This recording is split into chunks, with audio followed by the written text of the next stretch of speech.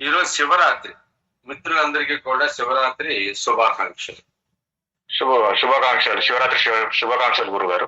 అందరికీ చెప్పండి. శివరాత్రి శుభాకాంక్షలు అందరికీ, మిత్రులందరికీ శివరాత్రి శుభాకాంక్షలు. గురువు గారికి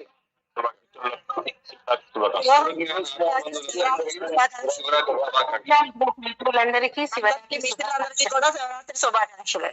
గురువు గారికి కూడా శివరాత్రి శుభాకాంక్షలు. మిత్రులందరికీ శివరాత్రి శుభాకాంక్షలు. గురువు గారికి కూడా శివరాత్రి శుభాకాంక్షలు. మిత్రులందరికీ మరియు గురువు గారికి శివరాత్రి శుభాకాంక్షలు. గురువు గారు గారికి ఆత్మమిత్రులందరికీ శుభరాత్రి మహాశివరాత్రి శుభాకాంక్షలు.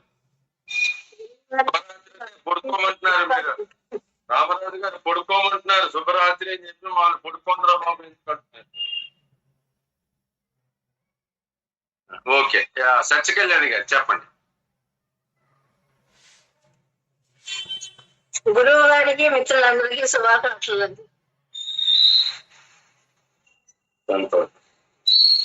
అందరికీ శివరాత్రి శుభాకాంక్షలు. Very good. వనిత గారు థ్యాంక్ యూ. గురువు గారికి మరియు మిత్రులందరికీ శివరాత్రి శుభాకాంక్షలు. బాలమూరి శ్రవణ్ గారు తెలియదు ఆవిడ. అందరూ మాట్లాడిన తర్వాత మెల్లిగా మాట్లాడు, అంతే కదమ్మా. ఎవరికి ఇబ్బంది ఉండవద్దు కదా సార్.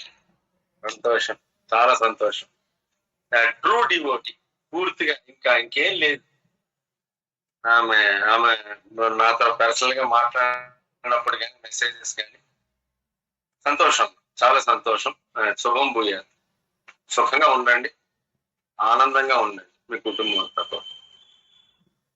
శివోహం గురువు గారు. శివోహం గురువు గారు. విఠల లక్ష్మి గారు మీరు మాట్లాడండి. శివోహం. ఏం లేదు గురువు గారు, పోయిన సంవత్సరం వరకు శివుడికి శివరాత్రి చేసాం. ఈ సంవత్సరం శివోహం అనుకుంటూ శివరాత్రి చేసాం.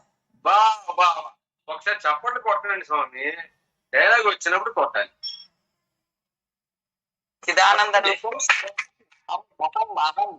అనుకుంటూ శివరాత్రి చేసుకున్నాను గురువు గారు, అది చెప్దామని. ఈనాడు శివుని పూజించేది, ఇప్పుడు శివోహం అనుకుంటూ శివరాత్రిని చేస్తుంది.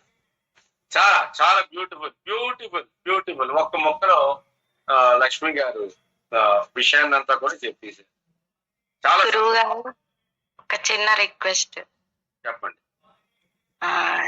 శివరాత్రి అంటే సంవత్సరానికి ఒక శివరాత్రి అని ఇప్పటి వరకు అనుకున్నాం, కానీ జన్మానికో శివరాత్రి అన్నది విన్నాను, చదివాను, కానీ దాని అంతరార్థం తెలియదు సార్. ఒకసారి మీరు దాని గురించి చెప్తారని. చెప్తాను, తప్పకుండా చెప్తాను, తప్పకుండా. అందుకోసం వెయిట్ చేస్తున్నాను. ఓకే, మిత్రులందరికీ శివరాత్రి శుభాకాంక్షలు. మూడు విషయాలు మన ముందు ఉంటాయి. ఒకటి జన్మకో శివరాత్రి అని చెప్పి కొంతమంది అంటారు. ఇంకొకటి మహాశివరాత్రి అని చెప్పి సంవత్సరానికి ఒకసారి అంటారు. ఇంకొంతమంది మాస శివరాత్రి అని చెప్పి ప్రతి మాసానికి ప్రతి నెలలో కూడా ఒక శివరాత్రి పెట్టుకుంటారు. దాని మాస శివరాత్రి అని చెప్పి అమావాస్య ముందు రోజు ఆ నెల నెక్స్ట్ రోజు మారిపోతుందనగా శివరాత్రి ఉంటుంది. మాస శివరాత్రి. ఇంకొకటి మహాశివరాత్రి, ఇంకొకటి జన్మకో శివరాత్రి. మాస శివ అంటే ఎందుకు పెట్టారు ఇవన్నీ కూడా? శివరాత్రి శివరాత్రి అని ఎందుకు పెట్టారు? అదే జ్ఞానవంతమైన చర్చ. రాత్రి సాధారణంగా మనిషి నిద్రపోతూ ఉంటాడు. రాత్రి 12 గంటలకి ఈ కాలంలో 12 దాకా ఎవరు నిద్రపోవట్లేదు. 1 గంట దాకా నిద్రపోవట్లేదు. ఓకే, ఇంతకుముందు పాపం 7:30, 8 పల్లెటూరులో ఉండేవాడు కాబట్టి, కరెంటు ఉండేది కాబట్టి నిద్రపోయేవాడు. సమయానుగుణంగా మారుతుంది కాలం, దానికేం డౌట్ లేదు. రాత్రి 12 టైంకి లింగోద్భవం అనేది జరిగిందని చెప్పేసి మన పురాణాలు చెప్తాయి. లింగోద్భవం అంటే ఆ రోజున సృష్టి ప్రారంభమయ్యింది అని అర్థం. దాన్ని లింగోద్భవం అంటారు.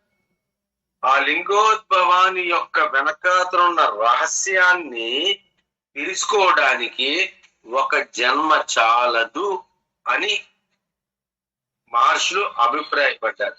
అందుకో జన్మకో శివరాత్రి అంటారు. ఎన్నో జన్మల యొక్క కర్మ ఫలితాన్ని అనుభవిస్తూ అనుభవిస్తూ అనుభవిస్తూ ఏదో ఒక జన్మలో తనలోనే ఉన్న ఆత్మ చైతన్యాన్ని ఆత్మలింగాన్ని జీవుడు దర్శించుకుంటాడు. అందుకే జన్మకో శివరాత్రి అన్నారు. దాని అర్థం అది. ఏదో ఒక జన్మలో, ఈ జన్మలో కావచ్చు, వచ్చే జన్మలో కావచ్చు, ఆ వచ్చే జన్మలో కావచ్చు, ఏదో ఒక జన్మలో. ఎందుకంటే పరమాత్మే జీవుడిగా అవతరించేది కాబట్టి అది ఎప్పుడు మర్చిపోదు. మీ జీవితంలో ఆ డైలాగ్ ఎప్పుడు మర్చిపోదు.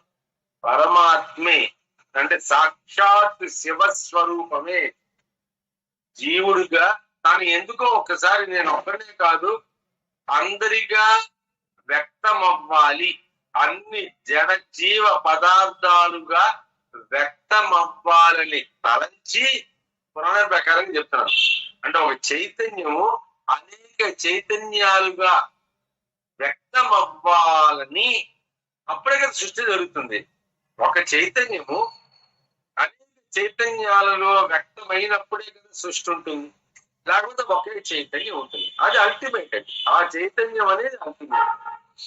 ఆ ఒకే ఒక్క చైతన్యం ఈ రోజు పుట్టిందని చెప్పి లెక్కలు కట్టి మన వాడు పెట్టారు. ప్రతి దానికి ఒక అర్థం ఉంది, అంతరార్థం ఉంది. ఎందుకంటే ప్రజలు మర్చిపోకుండా ఉండాలని చెప్పేసి ఒక వేడుక, ఒక పండగ జరుపుకోవడానికి మన వాళ్ళు పెట్టుకున్నారు. దీని వెనకాల అప్పుడు మన సత్యం కనబడకపోయినా దాని వెనకాల అంతరార్థాన్ని గ్రహిస్తే మాత్రం ఇవన్నీ కూడా కర్మకాండ కిందకే వస్తుంది. ఎవడు మర్చిపోకూడదు అన్న ఉద్దేశంతోనే ఈ మహాశివరాత్రి, వినాయక చవితి, వినాయకుడు ఎప్పుడు పుట్టాడు, శివుడు ఎప్పుడు పుట్టాడు, విష్ణు ఎప్పుడు పుట్టాడు, లక్ష్మీదేవి ఎప్పుడు పుట్టిందో, సరస్వతి ఎప్పుడు పుట్టిందో, సుబ్రహ్మణ్య షష్ఠి, సుబ్రహ్మణ్య చతుర్థి, ఇవన్నీ పెట్టుకుంటాం. దాని వెనకాతలున్న పెద్దగా చరిత్రలోకి వెళ్ళద్దు. ఎందుకంటే అది పెద్ద కన్ఫ్యూజన్. అందరూ కూడా ఆ కన్ఫ్యూజన్ తోనే మాట్లాడుతున్నారు ఈరోజు టీవీలో. అంటే విశ్వం ఆవిర్భవించిన రోజు ఈ శివరాత్రి అని చెప్పి ఒక గుర్తు కింద మనం శివరాత్రి అని పెట్టుకుంటాం. అది జన్మకో శివరాత్రి అంటే ఏదో ఒక జన్మలో, కొన్ని వందల జన్మల తర్వాత జీవుడు తనలోనే ఉన్న ఆత్మలింగాన్ని గ్రహిస్తాడు.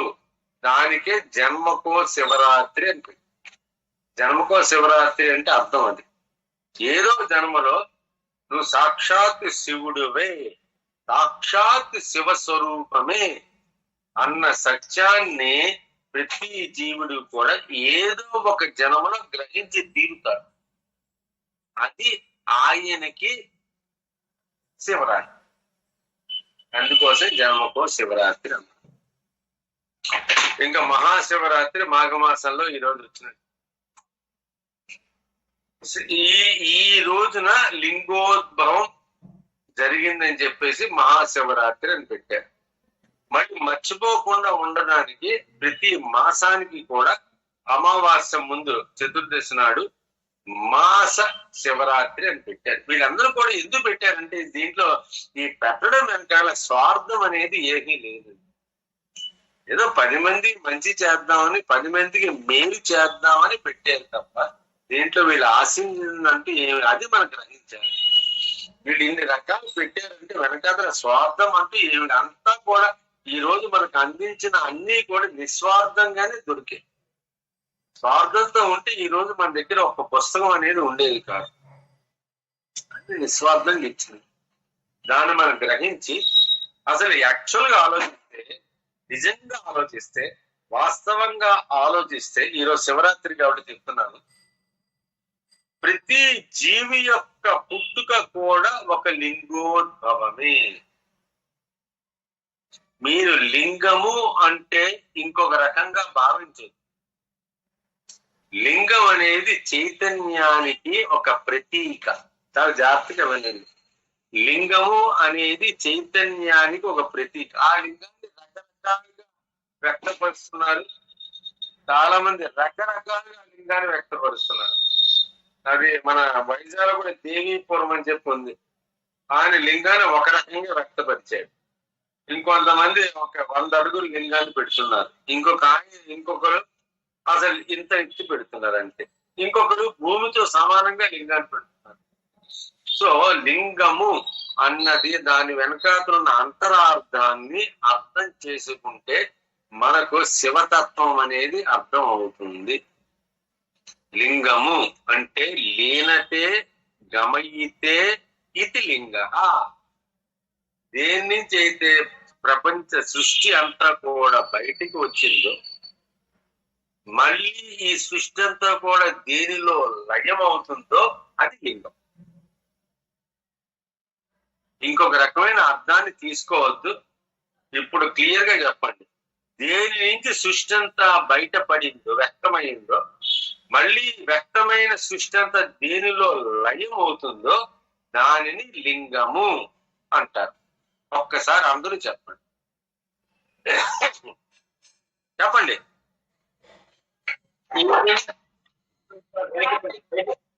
చెప్పండి, కమ్మగా చెప్పాలి, ఆలస్యం చేయకూడదు. దేని నుండి లింగము ఉద్భవించో మరియు తిరిగి అందులో విలీనం అవుతుందో అదే సృష్టి. అదే లింగము, సృష్టి కాదు లింగం. అదే లింగం. చెప్పండి. ఎవరు వెంటలేదా లేదా మైకుల ముందు లేరా? చెప్పండి. దేని నుంచి అయితే సృష్టి బయటకు వచ్చిందో మళ్ళీ తిరిగి దానిలోనే లీనం అవడమే లింగం.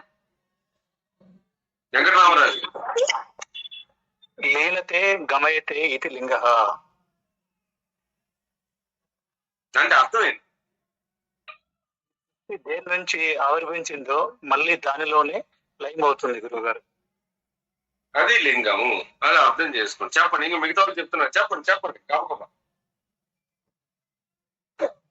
దేని నుంచి ఆవిర్భవించిందో దానిలోనే లయం కావడం అనేది లింగం.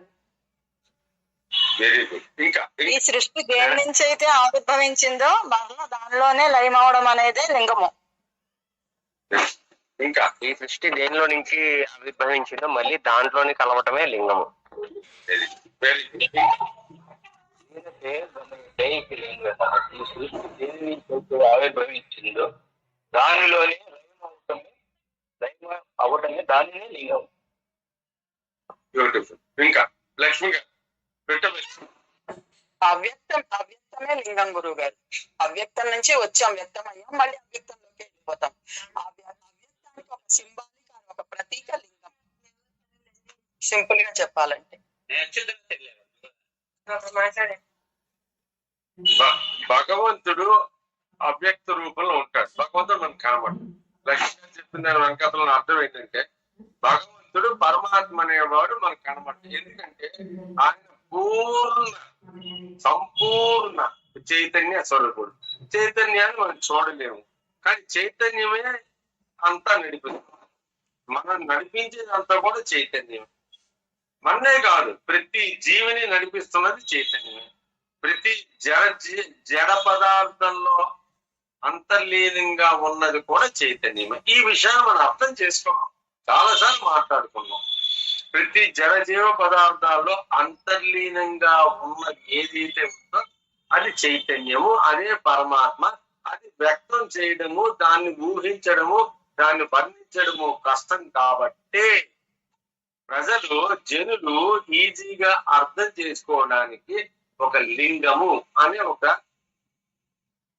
ఆకారంతో కూడిన లింగాన్ని సృష్టించారు మన మహర్షులు. అది సాకార ఆరాధానికి మొదటిగా వచ్చినది ఏదంటే లింగము. అంతేగాని అది లింగోద్భవము అంటారు. లింగాన్ని ఒక సూచనగా పెట్టుకున్నాం.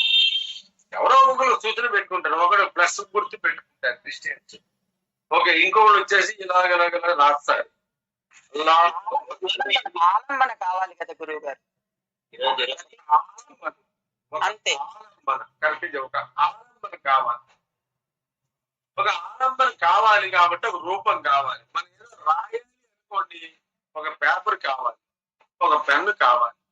ఈ రెండు లేకపోతే మీరు రాయలేదు కదండి. ఏదో పేపరో పెన్నో రావాలి. ఈ రెండు ఉంటేనే ఏదో రాయగలం.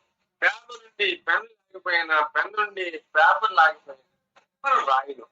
సో అందుకోసం ఈ సాకార రూపానికి కూడా ఒక అర్థవంతంగా చెప్పడానికి ఒక ప్రతీక ఈ లింగం. ఈ లింగం అని ఎందుకు పేరు పెట్టే మీకు చెప్పారు. లీనతే గమయతే ఇది లింగ. దీని నుంచి అవ్యక్తమైన పరమాత్మ చైతన్యం నుంచి వ్యక్తం అవుతున్న సృష్టి, మళ్ళీ వ్యక్తమైన సృష్టి మళ్ళీ ఏదో ఒక రోజు మళ్ళీ పరమాత్మలో కలిసిపోతే లీనమవుతుంది. అది లింగ. లీనతే గమయితే ఇది లింగ. అందుకే శివుడికి ఫస్ట్ భగవంతుడి అని మనం భావిస్తున్న శివుడు. ఇంకా దీంట్లో మనకి చర్చ మొదలెట్టద్దు. శివుడు ముందాడా, విష్ణువు ముందా, ఇవన్నీ చర్చ, అనవసరమైన చర్చ. దానివల్ల ఆధ్యాత్మికంగా ఎవరికి ఉపయోగపడదు.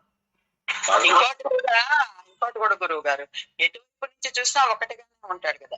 మారుతుంది, ప్రకృతి మారుతుంది, అందులో ఉన్న చైతన్యం మార్పు చెందదు. దానికి ప్రతీకే మార్పు చెందని వాడు.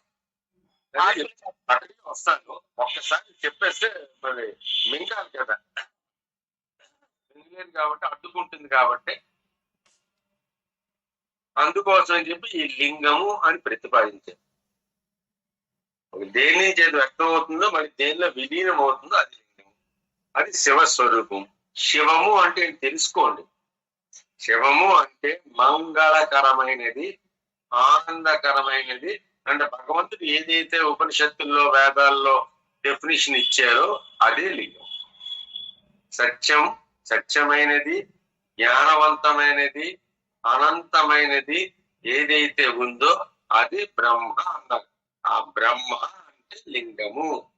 సాకార బ్రహ్మని మనం భావించలేం కాబట్టి, అవ్యక్త రూపం కాబట్టి దాన్ని వ్యక్త రూపంగా, ఒక సాకార రూపంగా లింగాన్ని తీసుకురావడం జరిగింది. ఈ లింగం అనేది ఆనందమైనది, చైతన్యమైనది, అనంతమైనది, సర్వవ్యాపకమైనది, అంతటా అన్నింట అన్ని కాలాల్లో విరాజిల్లే వస్తువు ఏదైతే ఉందో అది బ్రహ్మాండం అని చెప్పుకున్నాం. ఆ బ్రహ్మని సాకార రూపంలో ఒక లింగం కింద డెవలప్ చేశారు మన పెద్దలు.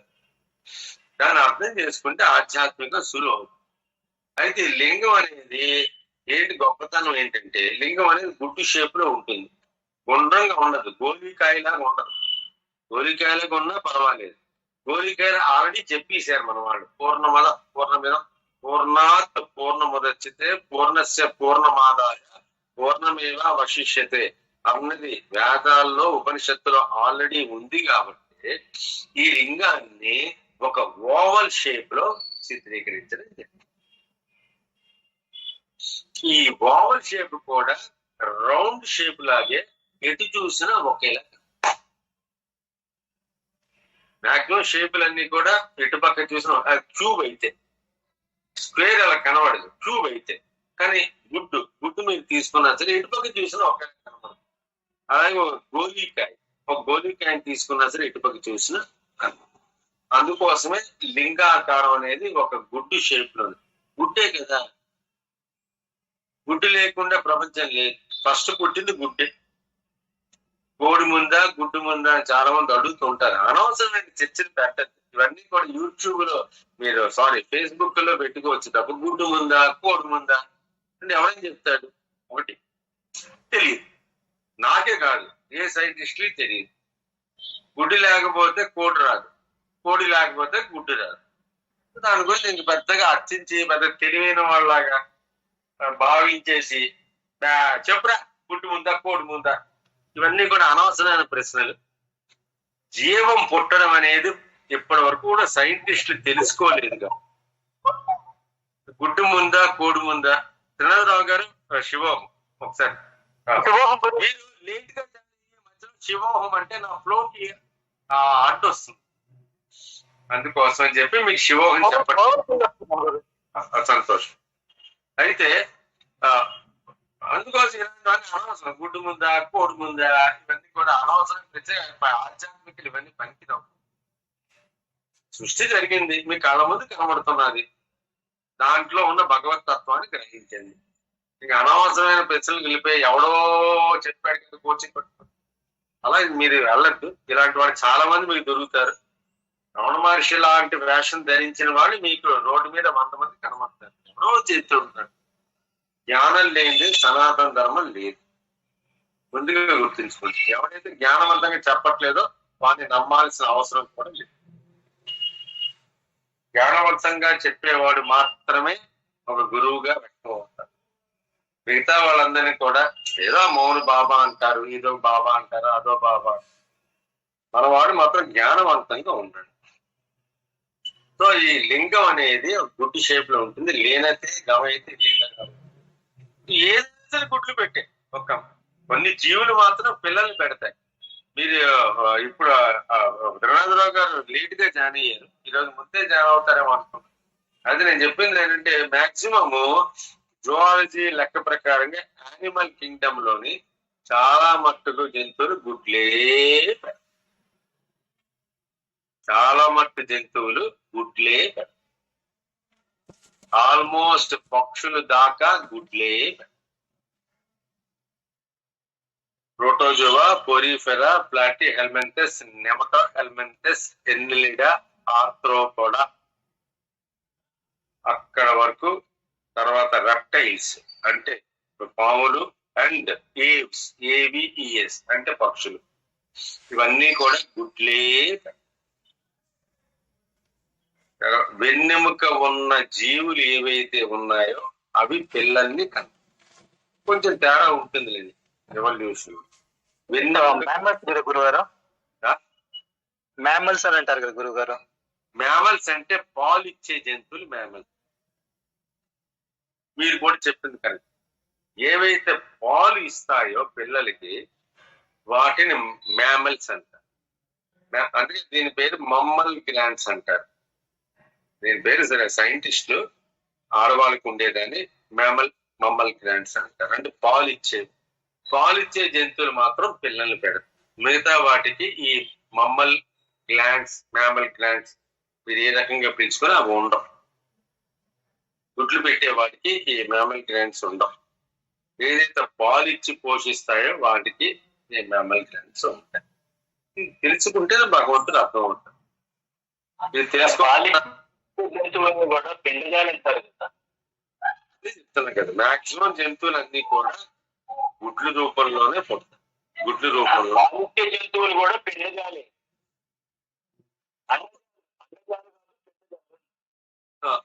అండం అంటే గుడ్డు అండి, పిండం అంటే ఒక రూపంతో పుట్టిందని పిండం అంటారు. అంతేనా మీ ఉద్దేశం? అదే పిండము అంటే మనిషి గర్భంలో ఉండగానే అండం ఉంటుంది. ఆ అండమే పిండంగా మారుతుంది. అదే చెప్తున్నా. మరి ఎక్కువగా దూరం వెళుతున్న కొద్ది కన్ఫ్యూజన్ వస్తుంది. అండమో పిండమో బ్రహ్మాండమో మొత్తం భూమి మీద ఎలా వ్యక్తం అవుతున్నది అది చూడాలి. ఈవెన్ మనిషి పుట్టుకు కూడా ఒక అండంతోనే ప్రారంభం అవుతుంది. తల్లి కడుపులో ఒక జైగోట్ అనేది ఏర్పడుతుంది. అండం అంటే ఆడవాళ్ళకి ఉన్న ప్రొడ్యూస్ చేసేదాన్ని అది వస్తుంది. ఫెలోపియన్ ట్యూబ్ నుంచి ఒక అండం వస్తుంది. ఇది మగవాడితో కలిసినప్పుడు ఈ శుక్లం అనేది వస్తుంది. ఈ రెండు కలుస్తాయి. ఈ అండము ఈ శుక్లము కలవడం వల్ల ఒక జైగోట్ అనేది ఏర్పడుతుంది. అది పిండ రూపంలో అండ రూపంలోనే ఉంటుంది. తర్వాత మెల్లిగా పిండ రూపంలో మారుతుంది. అంటే కడుపులోనే అండం కాస్త పిండంగా మారుతుంది. కానీ మిగతా జంతువుల్లో ఈ అండమే బయటకు వచ్చిన తర్వాత సత్యనారాయణ గారు అంతేనా? ఈ అండము బయటకు వచ్చిన తర్వాత పిండంగా మారుతుంది గుడ్లు పెట్టే జంతువుల్లో. కానీ కడుపులో ఉండంగానే ఈ అండం కాస్త పిండంగా బద్దలైపోయి మారుతుంది. ఇవన్నీ కూడా సైన్స్ ప్రకారంగా ఉన్నాయి. ఆడవాడికి తెలుసు, మగవాడికి తెలుసు. కానీ ఎందుకు చెప్తున్నానంటే ఇది తెలుసుకుంటేనే మన భగవద్గీత అర్థం అవుతుంది. ఆడవాళ్ళు మెన్సెస్ ఎందుకు అవుతారంటే ఎప్పుడైతే ఈ శుక్లం అనేది అండంతో కలవదో అప్పుడు అండం కొన్నాళ్ళు పోతే పగిలిపోతుంది. ఆ పగిలిపోవడం వల్ల దాని వల్ల వచ్చిన రక్తం అనేది ఈ మెన్సెస్ కి కారణం. ఇది జరగకపోతే ఆడడానికి కుదరదు, భగవంతుడు ఇచ్చిన వరం. ఏదో ఒక టైంలో పెళ్లి అయిన తర్వాత ఈ శుక్లం అనేది అండంతో కలిసిన తర్వాత ఆడదానికి ఆ రోజు నుంచి ఈ అండం బద్దలవడం అనేది ఉండదు. ఎందుకంటే అండం అనేది ఈ శుక్లంతో కలిసి ఒక పిండంగా మారింది కాబట్టి ఇంకా మెన్సెస్ అనేది ఉండదు. ఆ పిండం కాస్త బయటికి వచ్చిన తర్వాత మళ్ళీ ఒక నెల రోజులో 2 నెలలు గ్యాప్ ఇచ్చిన తర్వాత మళ్ళీ అండం ఏర్పడుతుంది. మళ్ళీ ఆడవాళ్ళకి ఈ పీరియడ్స్ అనేవి వస్తాయి. ఇదంతా సైన్స్. సో దీని ప్రకారంగా దీన్ని పక్కన పెట్టి మన భగవంతుడు అర్థం కాదు. దీని ఆధారంగానే మనం భగవంతుడిని అర్థం చేసుకోవడానికి మనం అలవాటు. సో ఎంత గొప్ప విషయం చూడండి, ఇదంతా కూడా భగవంతుడు సృష్టించిందే కదండి. ఇదంతా కూడా ఎవరు సృష్టించేది, ఎలా జరుగుతున్నది? డాక్టర్లు కనుక్కొని ఒక అండాన్ని బట్టి ఇప్పుడు వచ్చే ఆర్టిఫిషియల్ ఇన్సెమినేషన్, IVFలు అన్ని వచ్చాయి. ఏది చేసినా సరే ఆ చైతన్యం అనేది ప్రవేశించాలి. ఎన్ని గిమ్మిక్ చేసినా, యూట్యూబ్ బేబీస్ పుట్టించినా, ఎంత IVF డాక్టర్లు చేసినా సరే ఆ చైతన్యం అనేది ఆటోమేటిక్ గా న్యాచురల్ గా ఏర్పడాలి, దర్భం ధరించాలి. అది న్యాచురల్ ప్రాసెస్. దాన్ని ఎవరు కూడా డాక్టర్లు కూడా మార్చలేదు. ఈ న్యాచురల్ ప్రాసెస్ ఏదైతే జరుగుతున్నదో అది భగవంతుడి యొక్క ఇచ్ఛ. అందుకోసం లింగాన్ని కూడా మనం గుడ్డు రూపంలో అండాకారంలో మనం ఇటు పక్క చూసినా ఒకేలా ఉంటుంది లింగం. శివరాత్రి కాబట్టి దాని గురించి తెలుసుకుంటాం కొన్ని విషయాలు. వాస్తవంగా ఆలోచిస్తే జీవి పుట్టుకు కూడా ఒక లింగోద్భవం. బహుశా అందుకే జన్మకో శివరాత్రి అన్న వాక్యానికి ఇదే అర్థం. ఏదో జన్మలో ఆయన శివస్వరూపం అని గ్రహిస్తాడు, అక్కడితో ఆయన సాక్షాత్ శివుడిగా మారి. అది జన్మకో శివరాత్రి. లింగాన్ని ఎటువైపు నుంచి చూసినా ఒకేలా కనిపిస్తుంది. అంటే అందుకోసమే దాని పరమ సత్యానికి ఒక చిహ్నంగా భావించచ్చు. ఇటుపక్క సత్యం అనేది మార్పు లేదు, ఇటుపక్క ఇంక మార్పు లేదు. లింగానికి కూడా అటువంటిదే. మీరు ఎడి తిరగండి, ఎడి చూడండి, ఎడి చూడండి, లింగం ఒకేలా కనబడుతుంది. అంటే పరమ సత్యానికి చిహ్నంగా లింగాన్ని పెట్టారు. అంతేకాదు అన్ని ఒకేలా ఉన్నాయి అంటే ఒక పెద్ద సమభావన, ఒక సమైక్యత. సమైక్యత అంటే ఏంటి? ఒకటే రూపం. సమభావన అంటే అర్థం ఏంటి? ఒకే భావం. అందుకోసం లింగాన్ని పెట్టి చాలా గొప్ప విషయాలు సనాతన ధర్మాల్లో వెనకాల మీరు విశ్లేషించుకుపోతుంటే చాలా విషయాలు మీకు గ్రహిస్తాయి. సమైక్యానికి, సమభావానికి చిహ్నంగా లింగాన్ని. ఇంకా దాని తిరిగి లేదు. దాంట్లో ఇంకో రెండోది ఉండదు. మీరు ఈ చుట్టూ 100 సార్లు తిరిగినా అది అలాగే కనబడుతుంది. వేరేగా కనబడే ప్రసక్తే లేదు లింగం. దేని నుంచి వచ్చామో దాంట్లో మళ్ళీ కలిసిపోవడమే సృష్టి యొక్క లక్ష్యం. That is the natural process. English లో చెప్పాలండి, ఇట్స్ ఎ న్యాచురల్ ప్రాసెస్. దాని గురించి పెద్దగా కంగారు పడిపోయి బుర్ర బద్దు పట్టుకోవాల్సిన అవసరం లేదు. ఎక్కడి నుంచి బయటకు వచ్చిందో అక్కడికి మనం కలిసిపోవడం. దానికోసం లేనతే గమయైతే ఇది లింగ అని పెద్దలు అన్నారేమో. లయము అంటే విధ్వంసం కాదు, లయం అంటే మరణం కాదు. లయము అంటే కలియి. లయము లయకారుడు అంటే అన్నిటినీ తనలో కలుపుకునేవాడు లయకారుడు అదే శివుడు. లయము అంటే కలయిక. మీరు సంగీతంలో తెలిసిన వాడు, డ్యాన్స్ తెలిసిన వాళ్ళకి ఈ లయం అంటే ఏంటో అర్థం తెలుస్తుంది. మామూలు లయం అంటే మరణం అనుకుంటారు. లయం అంటే కలయిక, reunion. Reunion is known as లయం. బహుశా అందుకే శివుణ్ణి లయకారుడు అన్నారేమో. శివం అంటే చైతన్యంతో కూడిన ఆనందం. శివం అంటే చైతన్యం. ఆ చైతన్యం ఉట్టిన ఉండకూడదు, దాంట్లో ఒక రకమైన ఆనందం కూడా ఉంది. దానివల్ల ఒక ఉపయోగం ఉండాలి. ఉపయోగం లేని చైతన్యం వల్ల ఉపయోగం లేదు కదా. అందుకోసమే ప్రతి చైతన్యం వెనుక ఒక ఉపయోగం ఉంటుంది. దాన్ని మనం ఆస్వాదించగలం. ఏంటి? ఉప్పుని ఆస్వాదించినట్టు తెలుసు కదా, చెప్పుకున్నాను. నిమ్మకాయని ఆస్వాదించినప్పుడు, కాకరకాయని ఆస్వాదించినట్టు, మామిడి పండుని ఆస్వాదించినట్టు, బత్తాయి పండుని ఆస్వాదించినట్టు, ద్రాక్ష పళ్ళు ఆస్వాదించినట్టు దాంట్లో ఒక రకమైన గుణం ఉండాలి. ఆ గుణాన్ని అనుభూతి పొందాలి. అప్పుడే దాని చైతన్యం అనిపించుకుంది. లేకపోతే చైతన్యం అని చెప్పి అనిపించుకోదు. దానివల్ల ఏదో ఒక ఉపయోగం ఉండాలి. ఉపయోగం ఉంటేనే దాని చైతన్యం అంటారు. అందుకోసమే సచ్చిత్ ఆనందం, సత్యమై ఉండాలి, చైతన్యమై ఉండాలి, ఆనందాన్ని కలిగించేటట్టు ఉండాలి. అది భగవత్ స్వరూపం. సచ్చిదానందం అంటే అది. చిదానంద రూప శివోహం. శివోహం అంటే అసలు అర్థం ఇది. సత్యము, జ్ఞానము, ఆనందము ఏ దేంట్లో అయితే ఉందో అదే సచ్చిదానందం, అదే శివోహం. తనలో లయమైన దాన్ని తిరిగి సృష్టించి, అది అక్కడ పాయింట్ గుర్తించాలి. లయం అనకూడదు మనం. తనలో లీనమైన దాన్ని తిరిగి మళ్ళీ వ్యక్తపరుస్తాడు శివుడు. తనలో లయమైన దాన్ని తిరిగి సృష్టించి, పోషించి, మళ్ళీ తన లయం చేసుకుంటాడు. అది సృష్టి, స్థితి, లయం. తనలో ఉన్న చైతన్యాన్ని సృష్టిగా వ్యక్తపరిచి అక్కడతో ఆపి లేదు. దాన్ని పోషించి, స్థితి అంటే విష్ణువు, తిరిగి మళ్ళీ తన లయం చేస్తాడు. మళ్ళీ దాన్ని సృష్టిస్తాడు, మళ్ళీ పోషిస్తాడు, మళ్ళీ లయం చేస్తాడు. ఇట్ ఈజ్ ఒక circular natural process. Recycle bin అంటారు, రీసైకిల్ అంటారు. మన ప్రతి వస్తువు మీద గవర్నమెంట్ రూల్ ప్రకారంగా ఇండియాలో కొంత తక్కువైనా మిగతా దేశాల్లో రీసైకిల్ అని చెప్పి ముద్ర వెయ్యాలి. 3 యారో మార్క్స్ వేస్తారు. అంటే ఇది మళ్ళీ రీసైకిల్ చేసుకోవచ్చు.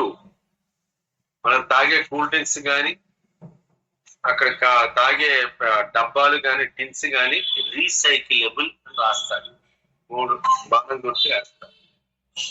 దీని వెనక కూడా ఎంత అంది. మనుషులు పెట్టారంటే ఇది పెట్టిన వాళ్ళు పెద్దవాళ్ళే. ఈ సింబల్ పెట్టిన వాళ్ళు ఇది తెలిస్తే కానీ సింబల్ పెట్టలేదు. ఈ డబ్బాని రోడ్డు మీద పడి వద్దురా, ఈ డస్ట్బిన్ లో వేస్తే మళ్ళీ దీన్ని మళ్ళీ కరిగించేసి మళ్ళీ ఇంకొక డబ్బా, ఇలాంటి డబ్బాని ఇంకోటి సృష్టించవచ్చు అని చెప్పడమే రీసైకిల్ అని. దాని 3 యారో మార్క్స్ ఉంటాయి. దాన్ని మనం గౌరవించాలి. గౌరవించి మనం తాగేసిన తర్వాత రోడ్డు మీద పడేయడం కాదు, దాన్ని తీసుకొని ఎక్కడ పెట్టాలి అక్కడ పెట్టాలి. ఓకే, ఈ రోజు వైన్ షాప్ వచ్చిన తర్వాత హాయిగా వైన్ షాప్ పక్కన ఒక కిల్లి కొట్టు ఉంటుంది, అక్కడ వెళ్తాడు, ఒక వాటర్ బ్యాగ్ కొనుక్కుంటాడు, అక్కడే తాగేస్తాడు. ఈ గాజు బాటిల్ కాస్త రోడ్డు మీద పడేస్తాడు. ఇవన్నీ ఎత్తుకోవడం కష్టం కదా. మరి దానికి ఒక డస్ట్బిన్ పెట్టాలి.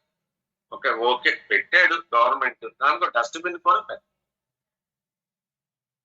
ఇంతలో ఎవడు ఆలోచించాలి అంటే, రాజకీయం అంటే ఇవన్నీ ఆలోచించాడు. దాని రోడ్డు మీద పడేస్తాడు. ఏదో 100 మంది పుచ్చుకుంటాయి గాజు మీద, ఆడవాళ్ళకి ఇవన్నీ ప్రాబ్లమ్స్ కాదు. సో తనలో లైవ్ ఇదంతా ఒక నాటకం అని చెప్పడానికి శివుడితో ఎలా ఉంటాడు. ఇదంతా కూడా జీవిత నాటకం. ఇదంతా రీసైకిల్ ప్రాసెస్ అంతా కూడా, రీసైకిల్ అంటేనే నాటకం. సృష్టి స్థితి లయ, సృష్టి స్థితి లయ అంటే ఒక నాటకమే. It's a drama, but it's a real drama. దీన్ని ఒక నాటకం అని చెప్పడానికి జీవన నాటక పరిసమాప్తి సూచనగా బహుశా జీవులను తాత్కాలికంగా శవంగా మార్చి మరలా శివంగా ప్రకటిస్తుంది.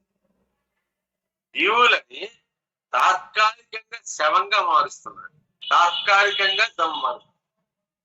జ్ఞాపకం పదాలు. తాత్కాలికంగా శవంగా మార్చి మళ్ళీ దీన్ని శివంగా ప్రకటిస్తున్నాడు. అది మన పాపపుణ్యాల మీద, కర్మఫల సిద్ధాంతం మీద ఆధారపడు. మనిషిగా ఉన్నాను, ఈ రోజు నేను పోతాం, శవంగా మారుతాం, మళ్ళీ నా పాపపుణ్య కారణ ఫలితంగా ఇంకొక చైతన్య రూపంగా వ్యక్తం, ఇంకొక జీవిగా అదృష్టం బాగుంటే మనిషిగా వ్యక్తం అవుతాం. కానీ ఈ పాపపుణ్యాల ఫలితాలు వస్తూనే ఉంటాయి. ఇంటెల్ ఇన్సైట్ అని చెప్పినట్టు నేను. సో శివం శవం, శవం శివం, శివం శవం, శవం శివం. It's a recycle, natural real drama.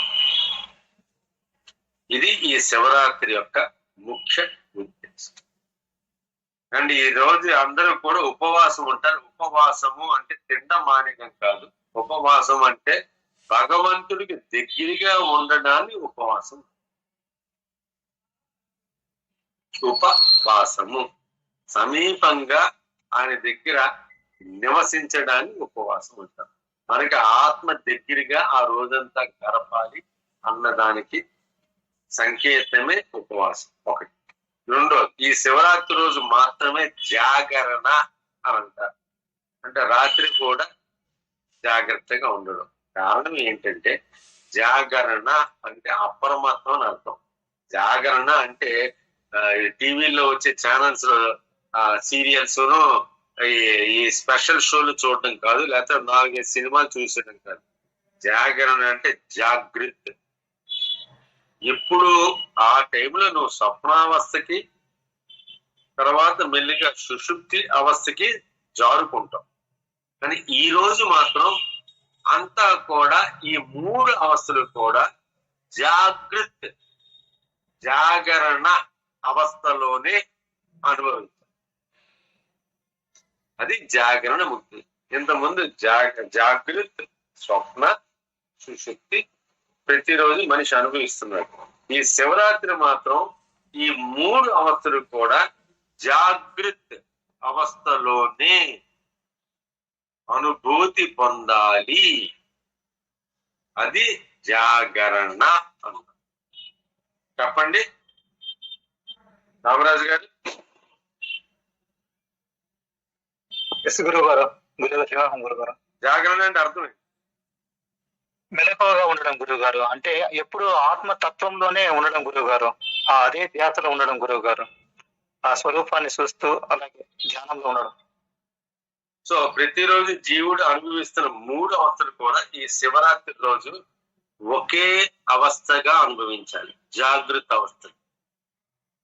మిగతా రోజులు అనుకోండి జాగృత్, స్వప్న, సుషుప్త అవస్థలంతా కూడా ఈ శివరాత్రి నాడు జాగృత్ అవస్థలోనే అనుభూతి అన్న దానికి సూచనే జాగరణ. చెప్పండి త్రినాథ్ గారు, ఏదో చెప్తాం అనుకున్నా. చెప్పండి త్రినాథ్. జాగృత అంటే జాగరణ అంటే జాగృత అవస్థలోనే మొత్తం సుషుప్తి, స్వప్నావస్థ అన్ని 3 అవస్థలు కూడా ఈ రోజు జరపాలని చెప్పడానికి ప్రయత్నం చేశాను. మరి అందుకోసం పెద్దగా దీనికి జాగరణ చేయమన్నారు. సరే, ఇందాక అడిగే చెప్పంటారా? ఈ అన్నం పిండం తేడాలు ఏవో ఉన్నాయని చెప్పన్నారు కదా. పరిపర జీవుడు అన్ని అర్థం అయిపోయాయి. మీరు కొత్తగా చెప్తారా? కొత్తగా చెప్పడం అంటే దాన్నే మరొక కొంచెం విసర్జన చేద్దామని భరించాను. చెప్పండి చెప్పండి. యాక్చువల్ గా జువాలజీ ప్రకారంగా చూస్తే సార్, జీవులన్నీ కూడా నీటి నుంచే ఉద్భవిస్తాయి సార్. అది మన సనాతన కూడా చెప్పారు. మన జువాలజీ సైన్స్ కూడా అది ఒప్పుకుంది సార్. అయితే మనం అడగొచ్చు, మానవుడు మరి నీటిలో ఎక్కడ పుడుతున్నాడు అనేటువంటి సందేహం రావచ్చు. ఆ సందేహాన్ని చెప్పడానికే చెప్తున్నాను సార్. మానవుడు కూడా నీరుంటే గాని బ్రతకలేడు సార్. తల్లి గర్భంలో కూడాను మన పిండం చుట్టూ ఉండే వాతావరణం నీటితోనే ఉంటుంది. దాన్ని ఉమ్మ నీరు సంచి అంటాం, యామ్నియాటిక్ ట్యాక్ అంటాం, దాన్ని యామ్నియాటిక్ ఫ్లూయిడ్ అంటాం, లేదా ఉమ్మ అంటాం. పొరపాటుని ఆ గర్భిణీ స్త్రీలో ఉమ్మనీరు లీక్ అయ్యో లేకపోతే ఆ ఉమ్మనీరు సంచికి కన్నం పడో ఆ ఉమ్మనీరు బయటకు వచ్చేసుకోండి, పిండం మరి బ్రతకదు, బర్త్ అయిపోతుంది. అంటే మృగ శిశువుగా పుట్టు ఉంటుంది అన్నమాట. కాబట్టి శిశువు కంపల్సరిగా జన్మించాలంటే చుట్టూ నీటి వాతావరణం అనేది ఉండాల్సిందే. ఇది ఎక్కడి నుంచి వస్తుంది అంటే ప్రోటోజోవా దగ్గర నుంచి మన తాలూకా కార్డేటా జీవుల వరకు కూడాను ఏ జీవికైనా సరే నీరు అనేటువంటి చుట్టూ నీరు ఆవరించే పరిస్థితుల్లోనే జన్మ అనేది జరుగుతుంది. అది ఇక్కడ మనం చెప్పుకొస్తారు సార్. నిర్జీవులు వర్టిబ్రేట్స్ అండ్ ఇన్వర్టిబ్రేట్స్ అంటాం సార్. అంటే ఏమిటంటే వెన్నెముక లేని జీవులు, వెన్నెముక జీవులు అంటే మనం మొత్తం పరిణామ క్రమంగా వర్గీకరించారు సార్. ఆ పరిణామ క్రమంలో సైన్స్ వర్గీకరించి మన ఇప్పుడు సనాతన ధర్మంలో మన తాలూకా అవతారాలు కూడాను మనకి మాట్లాడుకుందాం. మీరు తల్లి గర్భంలో ఉమ్మనీరు దాకా ఎందుకు వెళ్ళడం తిన్నారు గారు? గుడ్డులో ఆ ఎల్లో దాని చుట్టూ వైట్ అది సింపుల్ గా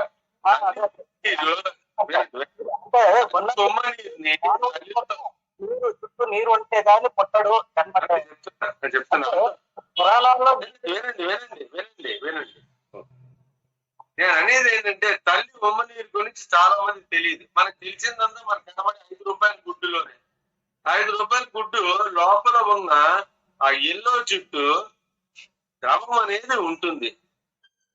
అది అందరికీ తెలిసిన విషయం. ఏదైతే తెలుసో చెప్పాలి. తల్లి గర్భంలో పెట్టుంటే బెల్ల చుట్టూ ఉమ్ము నీరు ఉంటుంది. ఉమ్ము నీరు ఎప్పుడైతే లిక్విడ్ అనేది బ్రేక్ అయిందో దాని వాటర్ బ్రేక్ అంటారు. Water break.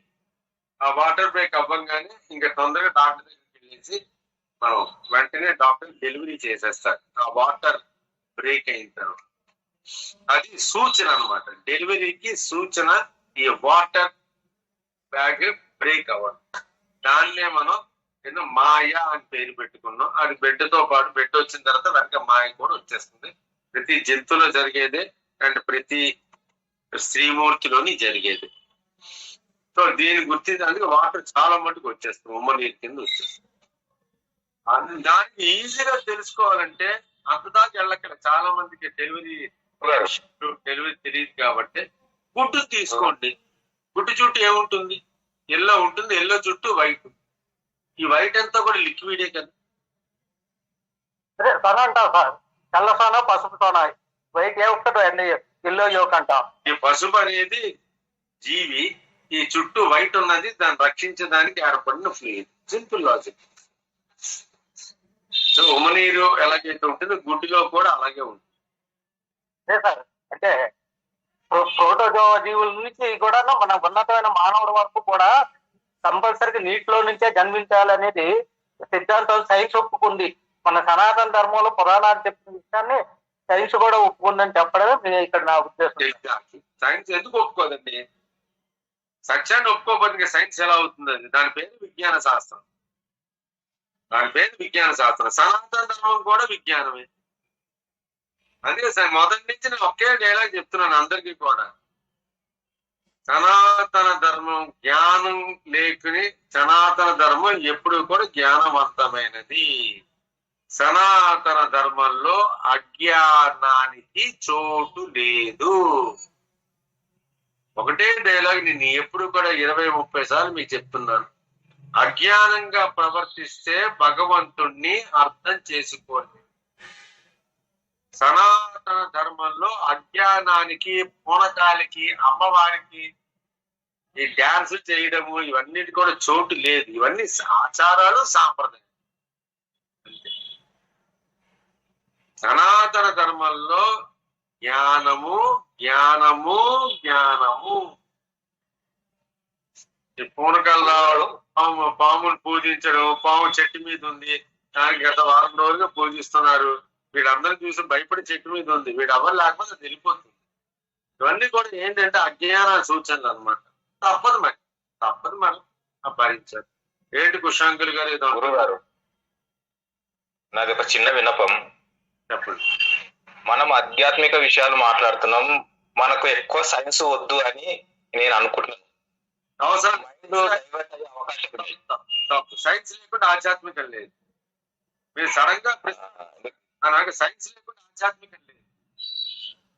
అంటే ఇప్పుడు సైన్స్ ఒప్పుకుంటేనే భక్తి చేస్తామా లేకపోతే చేయమనే డౌట్లు కూడా వస్తాయి మన గ్రూప్ లో. స్వామి మీకు వస్తున్నదేమో సైన్స్ లేకుండా ఆధ్యాత్మికం ఎందుకు ఉంటుంది కుట్రాంగులు గారు? కొందరు మళ్ళీ మైండ్ సైన్స్. మీరు అదే చెప్తున్నారు. మిగతా వాళ్ళ గురించి మీరు ఎందుకు ఆలోచిస్తున్నారు? మీరు ఏం గ్రహించారో చెప్పండి. ఇప్పటి వరకు మీరు గ్రహించి చెప్పండి. గ్రహిస్తున్న ఆధ్యాత్మికమే ఏంటి గ్రహించారు? మిగతా వాళ్ళ విషయం వదిలేయండి. మీరు ఏం గ్రహించారు? మీరేం గ్రహించారు? నేను ఇప్పుడు గ్రహించిందంటే జ్ఞానం గ్రహించడానికి ప్రయత్నం చేస్తున్నా గురుగారు. భగవంతుని తెలుసుకోవడం, సత్యం తెలుసుకోవడానికి. చూసారా, సరిగ్గా చెప్పలేకపోతున్నారు. ఇందాక చెప్పినంత కాన్ఫిడెన్స్ ఇప్పుడు లేదు. ఇందాక 10 మంది గురించి మాట్లాడినప్పుడు మీకున్న కాన్ఫిడెన్స్ ఇప్పుడు మీలో లేదు. అంటే మీరు వింటలేదు. వింటున్నాం లేదు. మిగతా వాళ్ళు ఎలాగ రియాక్ట్ అవుతారో వింటున్నారు. దాన్ని ఆలోచిస్తున్నారు. అది అనవసరం. దానివల్ల ఉపయోగం లేదు. మీరు ఏం విన్నారు, ఏం నేర్చుకున్నారు? వీళ్ళు ఎవడు తెలివి తక్కువ వాళ్ళు లేడు. అందరూ జ్ఞానవంతులే. అందరూ వాళ్ళ రంగాల్లోనే చాలా అభివృద్ధి పొందిన వాళ్ళే. మొదటి నేను అదే చెప్తున్నా. ఇది మన పని కాదు. మన టీవీ వాళ్ళు చూసే పని. మనం ఇంకోటి గురించి ఆక్షేపించే స్థితిలో కూడా మనం లేవు. మనకు అంత జ్ఞానం కూడా లేదు. మన జ్ఞానాన్ని మనం పోషించుకొని మన జ్ఞానాన్ని మనం అభివృద్ధి చేసుకుంటే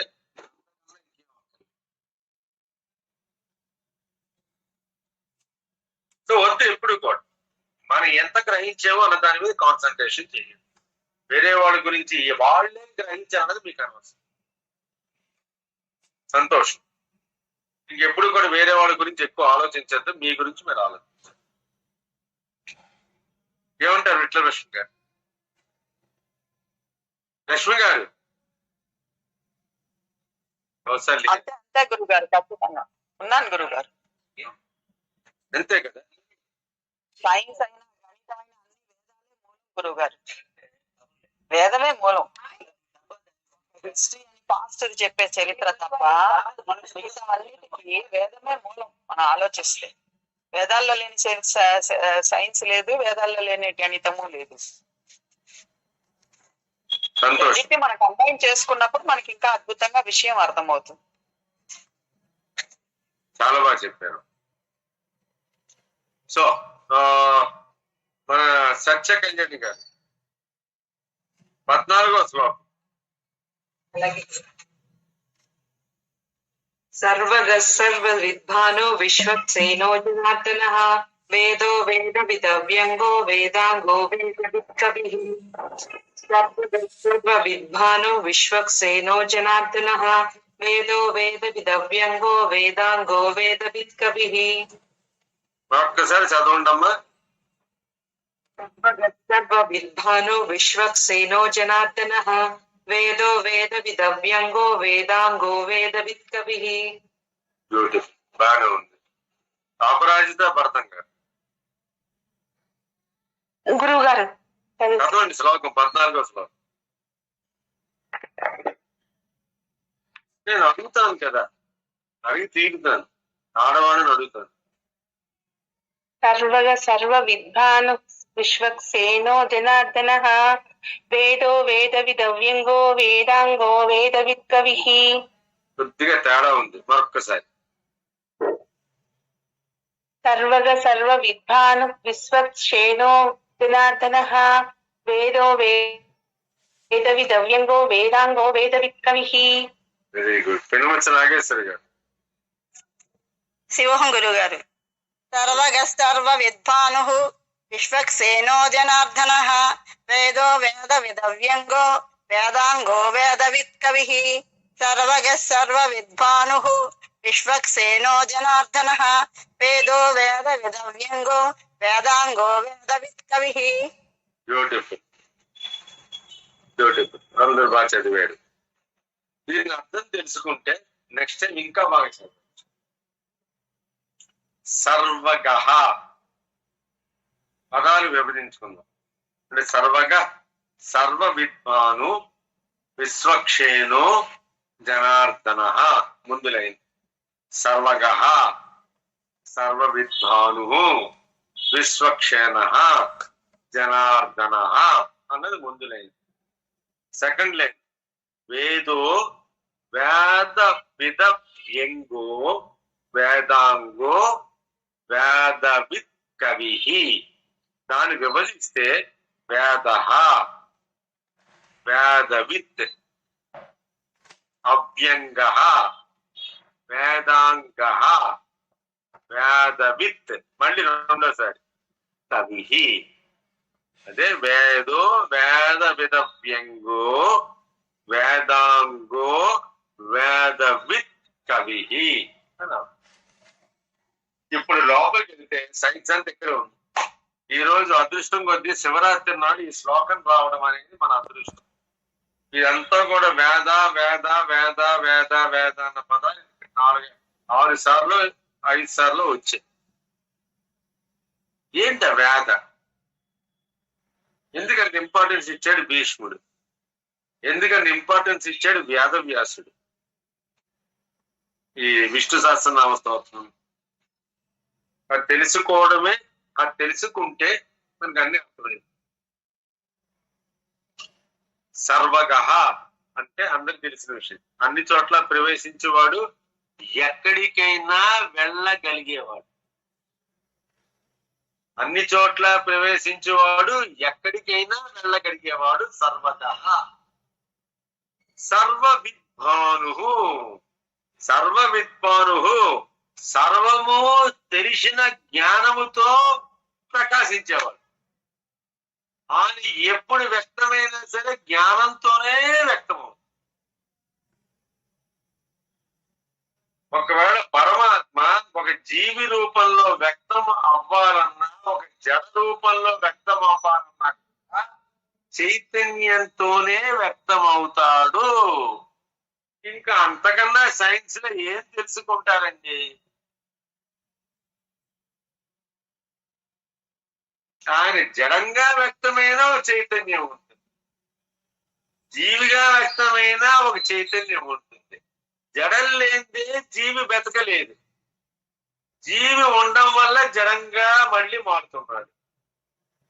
మన అందుకే లింగం లింగం లింగం లింగం, రీసైకిల్ రీసైకిల్ అని చెప్తుంది. ప్రతి పదార్థం వెనక ఒక చైతన్యం ఉందండి. అదే మొదటి నుంచి మనం మాట్లాడుకున్నది విభూతి. విభూతి అంటే బూడిద ముట్టెట్టుకోవడం కాదు. విభూతి అంటే కూడా ప్రతి పదార్థము కూడా కార్బన్ గా మారవలసిందే. దాన్నే విభూతి అంటారు. ఏ పదార్థమైనా సరే లాస్ట్ కి it should turn into A carbon. Carbon గా ప్రతి పదార్థము కూడా ఏదో ఒక రోజు కార్బన్ గా మారవలసిందే. అదే విభూతి. బూడిద, భస్మము. అదే మన శరీరంలో ప్రతి నిత్యం ప్రతి సెకండ్ జరుగుతూ ఉంది. కొన్ని లక్షల సెల్స్ చచ్చిపోతూ ఉన్నాయి, కొన్ని లక్షల సెల్స్ మళ్ళీ పుడుతూ ఉన్నాయి. ప్రతి ఆర్బీసీ బ్లడ్ కార్పసెల్స్ 90 రోజులు 120 డేస్ బతుకుతుంది. మళ్ళీ కొత్త ఆర్బీసీ సృష్టి జరుగుతుంది. జరిగే ప్రాసెస్ ఎవరు చేస్తున్నాడయ్యా? Oxygen intake, carbon dioxide out take కూడా అంతే కదా గురువు. ఆక్సిజన్ తీసుకోవడం, కార్బన్ డైఆక్సైడ్ బయటకు వదలడం. సో తీసుకున్న ఆక్సిజన్ మళ్ళీ బయటకు వచ్చినప్పుడు కార్బన్ తో కలిసే వస్తున్నది. లక్ష్మి గారు చూడండి ఎలా చెప్తున్నా. శరీరం కాల్చేస్తాడు, మట్టిలో పాతేస్తాడు, కార్బన్ గా మారక తప్పు. ఇదే సృష్టి రహస్యం. ఇది ఏమి పక్కన పెట్టేసి మనం ఇంకొక రకంగా ఆలోచిస్తే భగవంతుడు అర్థం కాడు కాడు కాడు కాడు.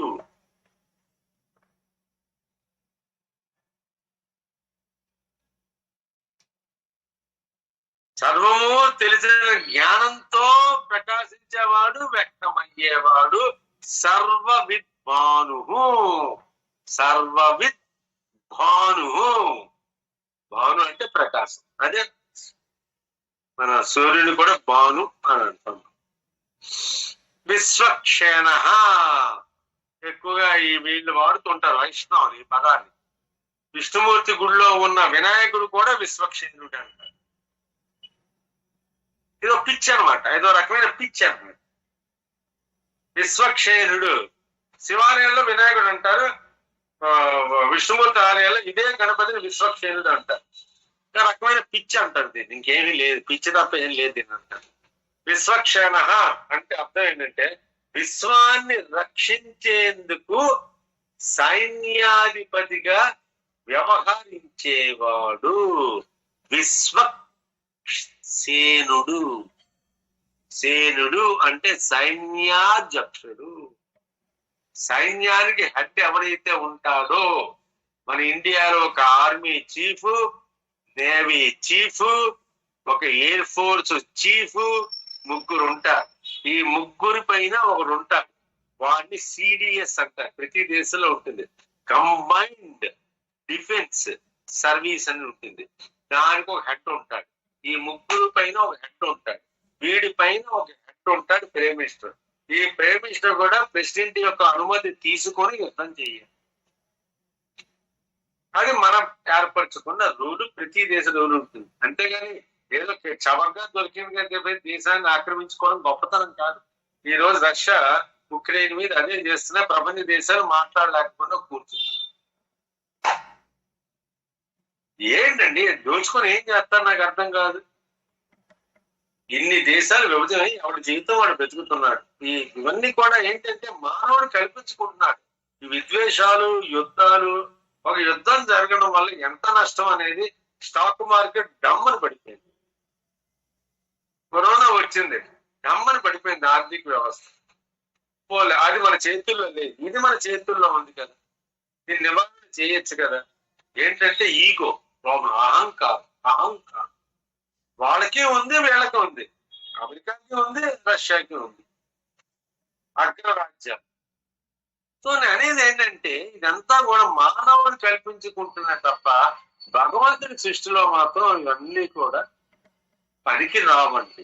మన గురించి మనం తెలుసుకుందాం, తర్వాత మిగతా విషయాలు ఆలోచన.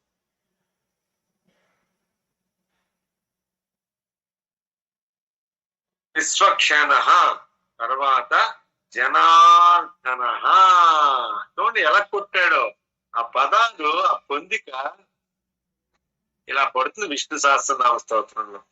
జనార్దన దుష్ట శక్తుల నుంచి సజ్జనులను కాపాడేవాడు.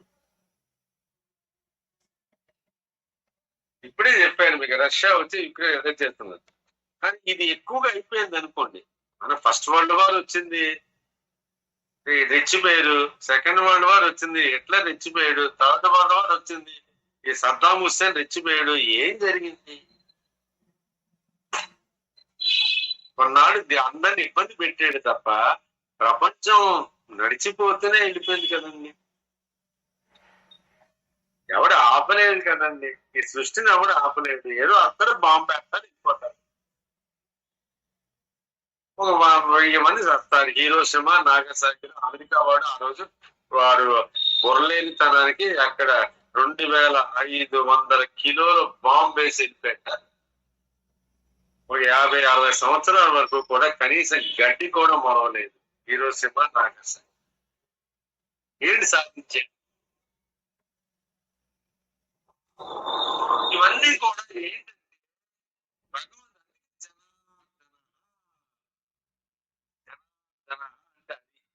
దుష్ట శక్తుల నుంచి సజ్జనులను కాపాడేవాడే జనార్దనుడు.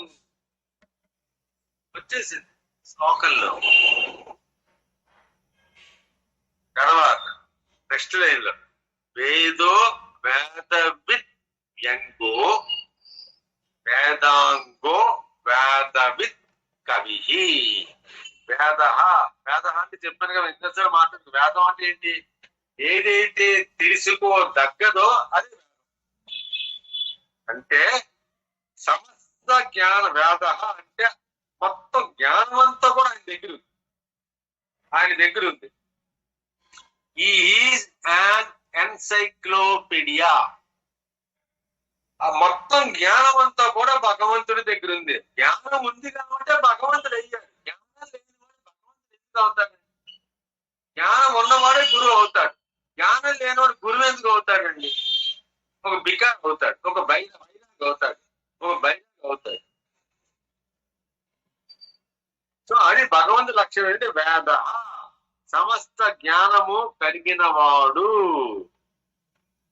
వేదవిత్ వేదములను సంపూర్ణముగా నెరింగిన వాడు. ఎందుకు నెరగలేడు? తన దగ్గర నుంచే పుట్టింది కాబట్టి జ్ఞానం. ఈ వేద జ్ఞానం అంతా పూర్తిగా తెలిసినవాడు. వేదవిత్ అంటే వేదములను సంపూర్ణం గ్రహించిన వాడు. ఎందుకు గ్రహిస్తున్నాడు?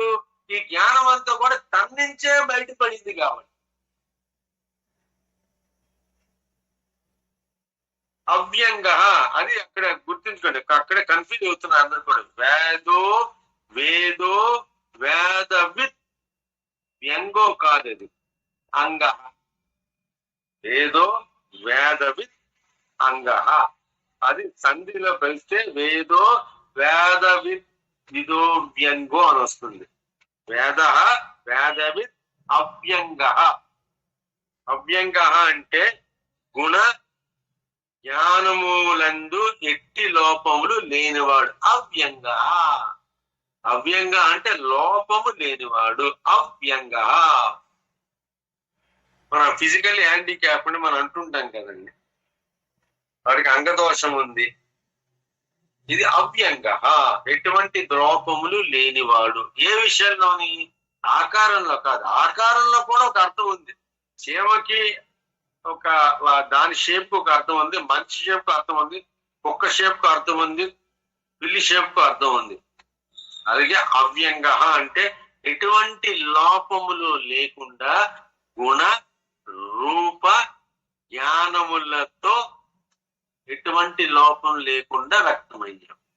అవ్యంగ. ఇంకా మీరు పట్టుకోదానికంటూ దాంట్లో మైనస్ పాయింట్ అంటూ ఏం, వాటి వరకు వచ్చేసరికి, వాటి క్యారెక్టరిస్టిక్స్ వచ్చేసరికి ఎటువంటి లోపం లేకుండా. అందరికీ అన్ని సాధ్యం కావు. అంత మనిషి ఎంత తెలివితేటనే మనిషి కూడా కొన్ని సాధ్యం కావు. ప్రతి దీనికి కూడా ఒక లిమిటేషన్స్ ఉంటాయి తప్ప లోపాలు ఉండవు. ఇప్పుడు చాలా మంది డౌట్ వస్తుంది, ఇలా అన్నారు ఏంటండి, లోపాలు ఎందుకు ఉండవు? లిమిటేషన్స్ ఉంటాయి. లిమిటేషన్స్ ఉంటాయి కానీ లోపాలు ఉండవు. అంటే రోడ్డు ఎక్స్ప్రెస్ హైవే చాలా బ్యూటిఫుల్ గా వేస్తారు, కానీ మధ్యలో స్పీడ్ బ్రేకర్ పెడతారు. లిమిటేషన్ కోసం అని స్పీడ్ బ్రేకర్స్ పెడతారు. ఆ రోడ్డు మాత్రం చాలా నీట్గా ఉంది. ఇండియాలో కొన్ని రోడ్లు ఎలాగున్నాయి, అండ్ మీరు దుబాయ్, సౌదీ అరేబియా వెళితే మాత్రం ప్రతి రోడ్డు కూడా అంత నీట్గా. ఇక లోపం పట్టుకోవడానికి ఏమి ఉండదు. ఈ రోడ్డు బాగోలేదు అన్న పదాన్ని దుబాయ్ లో కానీ సౌదీలో కానీ మీరు వాడడానికి పనికిరాదు. ఆయన పొడుక్కోవచ్చు కూడా రోడ్డు మీద, దుప్పట్లు లేకుండా పొడుకు అంతనే. అమెరికాలో కూడా రోడ్లు ఎంత బాగుందో, ఎందుకంటే పెద్ద దేశం కాబట్టి, చాలా పెద్ద దేశం. దుబాయ్ చిన్న దేశం కాబట్టి, అండ్ సౌదీ అరేబియా కూడా మరీ అంత పెద్ద దేశం కాదు, ఒక ఆంధ్రప్రదేశ్ ఉంటుంది కాబట్టి, ఆంధ్ర తెలంగాణ కాబట్టి, అందుకోసం రోడ్డు అంత నీటికి వేసారు. సో అది నేను అంటున్నాను, వేయడంలో తప్పు లేదు, లిమిటేషన్స్ ఉంటాయి. ఆ స్పీడ్ బ్రేకర్స్ అనేవి ఉంటాయి. ఇష్టం వచ్చినట్టు వెళ్ళిపోకుండా వారికి ఒక కంట్రోల్ చేయడానికి, అది దాని అర్థం. సో గుణ జ్ఞానములందు ఎట్టి లోపములు లేనివాడు. వేదాంగ అవ్యంగ వేదాంగ. వేదములే శరీర అంగములుగా గలవాడు. ఎలా కొట్టేసేయండి, దీని అర్థం అంతా ఉంది. వేదములే శరీర అంగములుగా గలవాడంటే ప్రతి అంగము కూడా జ్ఞాన స్వరూపమే. ప్రతి అంగం మీ శరీరంలో ప్రతి అంగము కూడా ఒక చైతన్య స్వరూపమే. ఇవేమీ లేకపోతే మనిషి జీవితం సంపూర్ణం కాదు.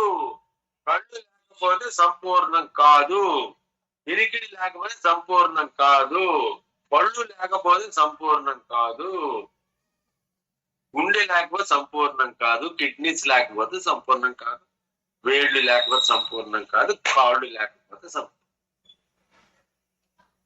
ప్రతి అవయము అదే వేదాంగ అంటే జ్ఞానమునే ఆ శరీర అంగములుగా గలవాడు. ఏం చెప్తాడంటే భగవంతుని వర్ణించాలంటే ప్రతి అంగము కూడా ఒక చైతన్యమైన స్వరూపంతో వెలుగుతుంది. ఒక వేలు లేకపోతే బ్రతకడం, బొటన వేలు లేకపోతే చాలా కష్టమైంది.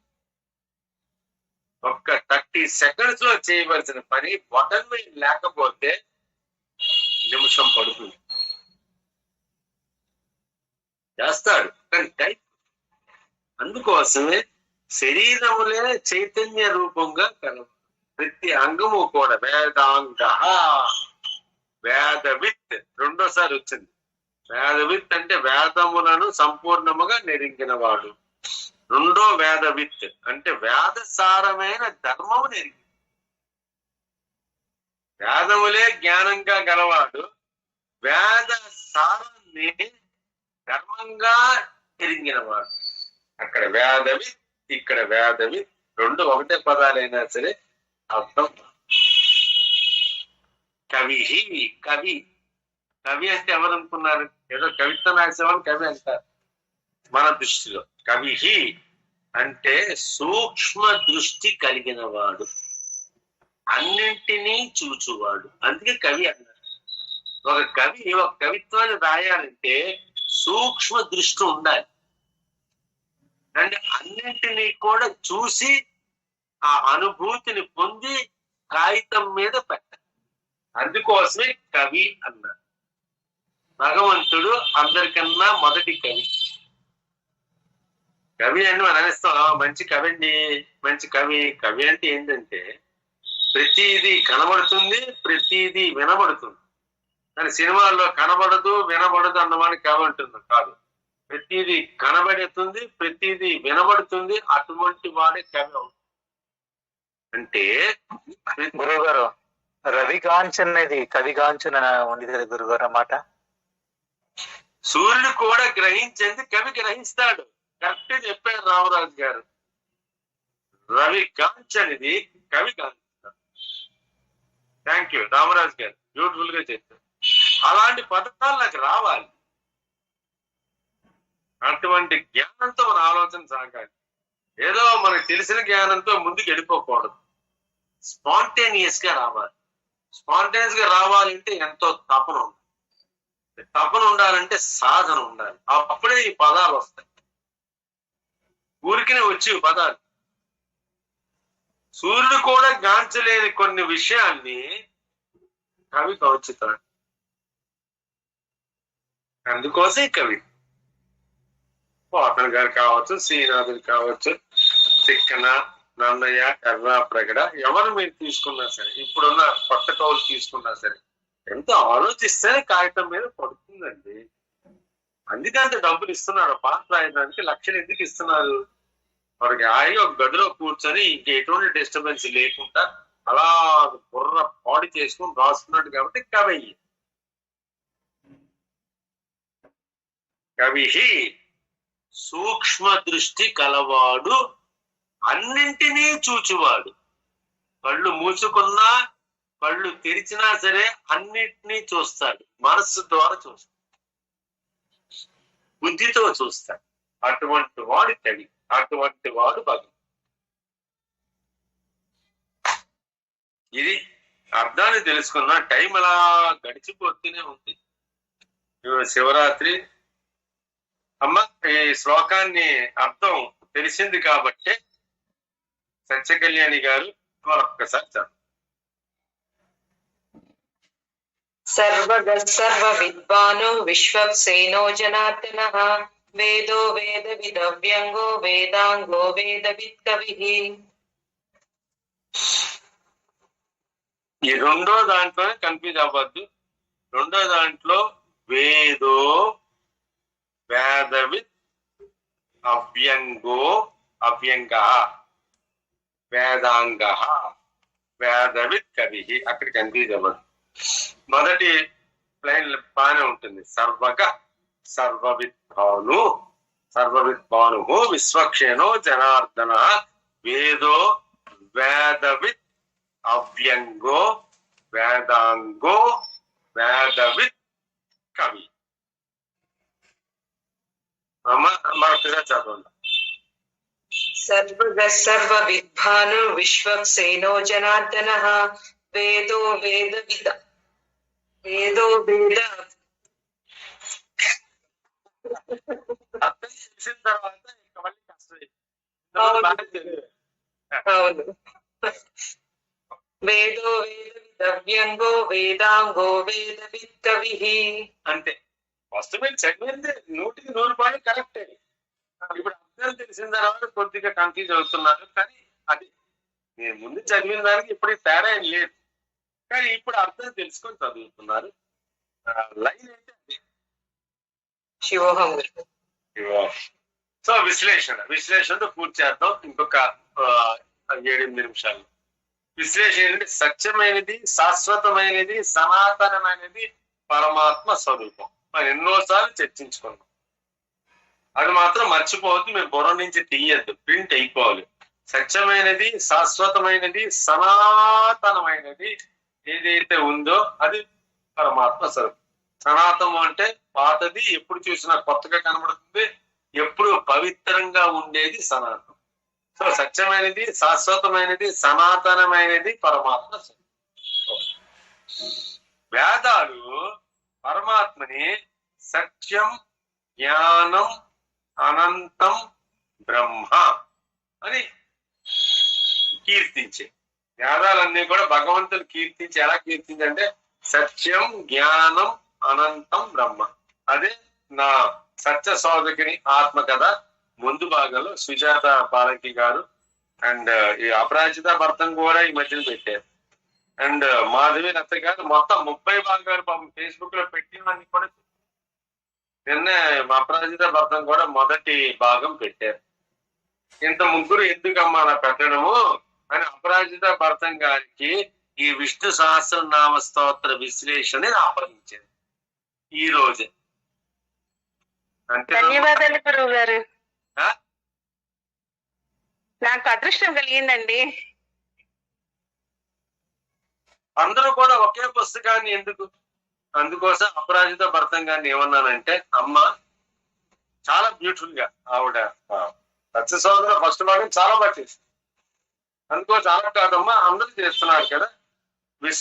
నేను ఇప్పుడు మీ దగ్గర పుస్తకం ఆల్రెడీ రెడీగా ఉంది కాబట్టి, హైదరాబాద్ వచ్చేది కాబట్టి ఆవిడ పుస్తకం రెడీగా ఉంది కాబట్టి ముందు మాట దగ్గర నుంచి రోజుకి ఒక్కొక్క శ్లోకము, అర్థము, విశ్లేషణ మంచి భావయుక్తంగా ఎక్కడ ఆపాలో, ఎక్కడ ఆశ్చర్యపడాలో, ఎక్కడ స్లోగా చెప్పాలో, ఎక్కడ కొంచెం గంభీరంగా చెప్పాలో అది ఆ రకంగా అపరాజిత భర్తం దాంట్లో ఎక్స్పర్ట్. ఆవిడ చూడడానికి చాలా అమాయకంగా కనబడుతుంది అని చాలా చాలా చాలా కడస.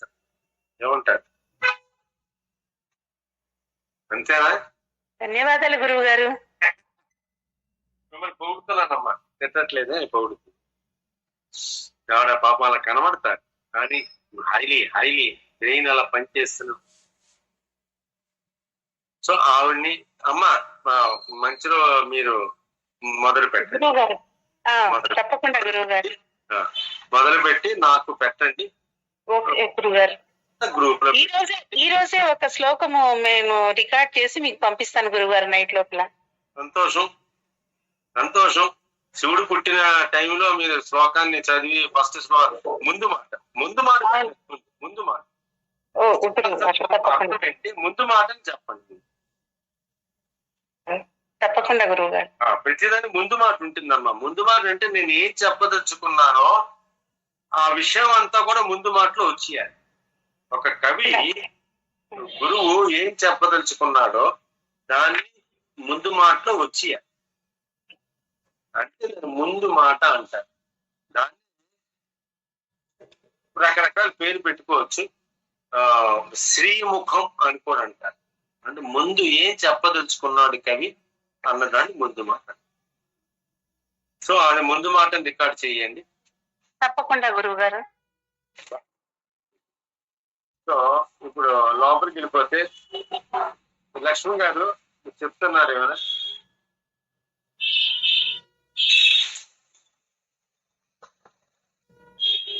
సో చెప్పాను కదా, వేదాలు పరమాత్మని సత్యం జ్ఞానం అనంత బ్రహ్మకి అంతటా వ్యాపించి ఉన్న పరమాత్మ స్వరూపము సత్యమైనది, జ్ఞానవంతమైనది, అనంతమైనది.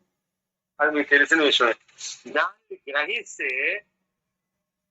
గ్రహిస్తే ఇంకా గ్రహించవలసిందంటూ ఏమీ లేదు.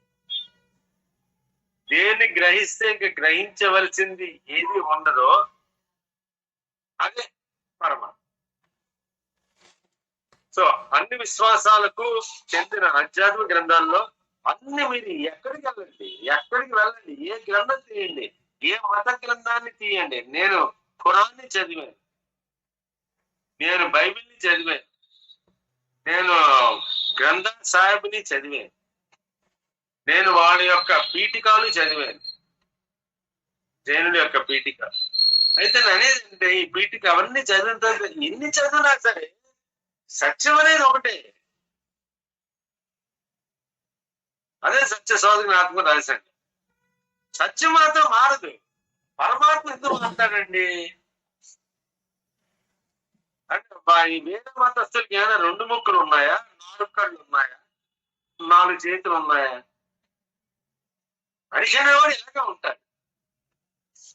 కొద్దిగా అందంగా ఉండొచ్చు, వికారంగా ఉండొచ్చు, కానీ మనిషి అనేవాడు మాత్రం ఇలాగే ఉంటాడు. అన్ని ఎలకలు ఒకేలాగా ఉంటాయి, అన్ని పిల్లులు ఒకేలాగా ఉంటాయి. కొంచెం లావు సన్నం మొహంలో తేడా ఉంటుంది. ఏది అమెరికా ఇండియాలో ఒకేలాగా ఉంటాయి, కొంచెం రూపం మారుతుంది. ఇది భగవంతుని సృష్టి. వాడు ఏ మతస్థుడు, ఏ కులం వాడు, ఏ వర్గం వాడో బట్టి రూపం ఉండదమ్మా, అది చెప్తున్నా. సో మనం ఇవన్నిటికీ అతీతంగా ఉంటేనే భగవంతుని అర్థం అవుతాడు. ఈ ట్రూజ్ఞానంలో ఉంటూ కూడా మనం ఇంకా కుల మత వ్యత్యాసాన్ని పాటిస్తున్నాము అంటే మాత్రం మనం చాలా హీన స్థితిలో ఉన్నట్టే లెక్క. అది మన పని కాదు, మనకు అవసరం కూడా లేదు. అదే పిచ్చి ఉన్న వాళ్ళు ఉన్నారు, వాళ్ళ జీవితం అలాగే సరిపోతుంది, పర్వాలేదు. కానీ మనం మాత్రం వాటన్నిటిని పక్కన పెట్టాలి. దయచేసి మన కులాలొద్దు, మతాలొద్దు, కావలసిందల్లా ఒకటే సత్యం, సత్యం, సత్యం.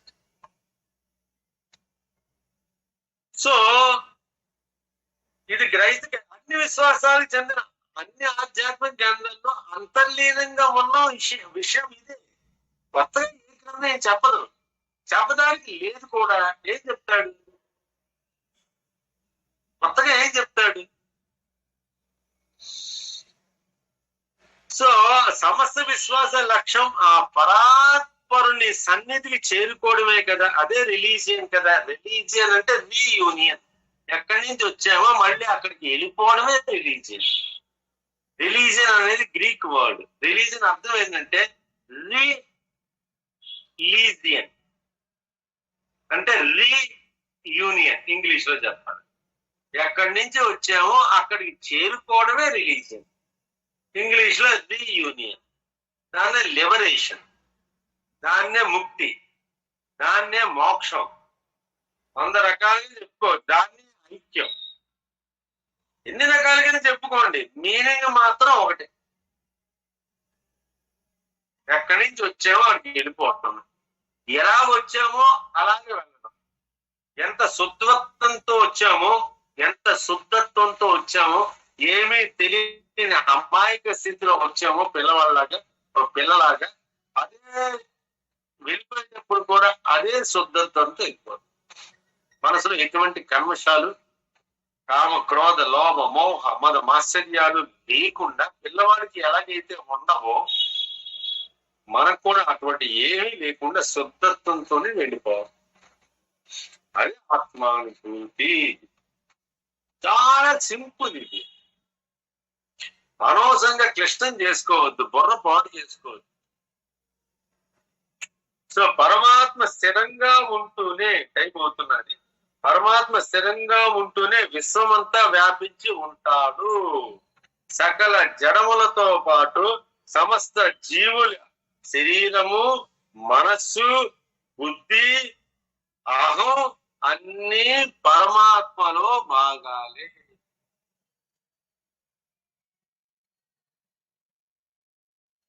జడమైన జీవుని శరీరాన్ని చైతన్య పరిచేది ప్రాణము. ఆ కదిలే ప్రాణానికి ఆధారమైనది ఆత్మ. ఈ జీవాత్మకు సాక్షాత్ పరమాత్మ స్వరూపం అని అన్ని గ్రంథాలు పేర్కొన్నాయి. ఒక్క మన హిందూ మతమే కాదు, మన సనాతన ధర్మే కాదు, అన్ని గ్రంథాల్లో కూడా ఈ జీవాత్మ పరమాత్మ స్వరూపం అని పేర్కొన్నారు. కానీ అర్థం చేసుకోవడంలోనే తేడా. అల్లాహు అక్బర్ అంటే అర్థం ఏంటి? అల్లాహే సర్వాధికారి, సార్వభౌముడు. జీసస్ క్రైస్ట్ వచ్చేది రాజాది రాజుడు. యెహోవా, యెహోవా అంటే కనబడ్డు, జీసస్ కనబడతాడు, అల్లా కనబడ్డు. మరి నిరాకారంగా మనం వీళ్ళది నిరాకారం ఉంది. జీసస్ అంటే కనబడేవాడు, యెహోవా కనబడు, అల్లా కనబడ్డు, మహమ్మద్ ప్రవక్త కనబడ్డాడు, మరి భగవంతుడు కనబడ్డు, శంకరాచార్యులు కనబడ్డారు, మధ్వాచార్యులు కనబడ్డారు, రామానుజాచార్యులు కనబడ్డారు. కనబడిన భగవంతుణ్ణి వీడు కనబడేటట్టు చేశారు, అనిపించిన భగవంతుణ్ణి కనిపించేటట్టు చేశారు ఈ మహాన్.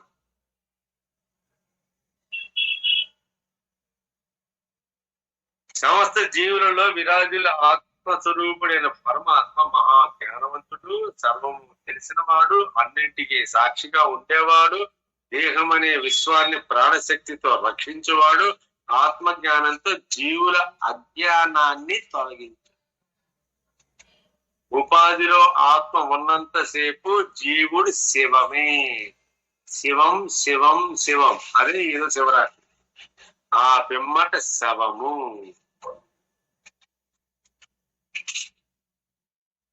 శివము శవం. జీవుడు ఈ నిజాన్ని జీవించి ఉండగా గ్రహిస్తేనే చిదానంద రూప శివోహం.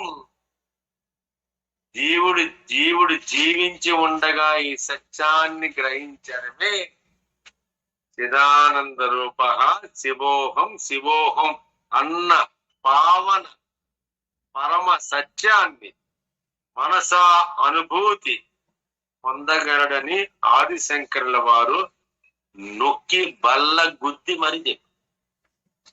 అదే మన తృజ్ఞాని యొక్క మంత్రం.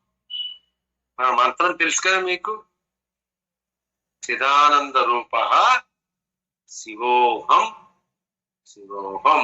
అందుకు ఈ రోజు వచ్చింది. మీరు ప్రతివాడు కూడా నేను సాక్షాత్తు శివస్వరూపమే అని తెలుసుకోవలసిన రోజు వచ్చింది. అది జ్ఞానంతో తెలుసుకోండి, దాన్నే జాగరణ. అది ఉపవాసంతో తెలుసుకోండి, తిండి తినడం మానేయడం కాదు, భగవంతుడి దగ్గరగా ఉండడం. ఒక్కసారి అందరూ కూడా చిదానంద రూప శివోహం శివోహం అని చెప్పి ఈ పవిత్ర రోజున అంటే మన సెషన్ ముగించాం.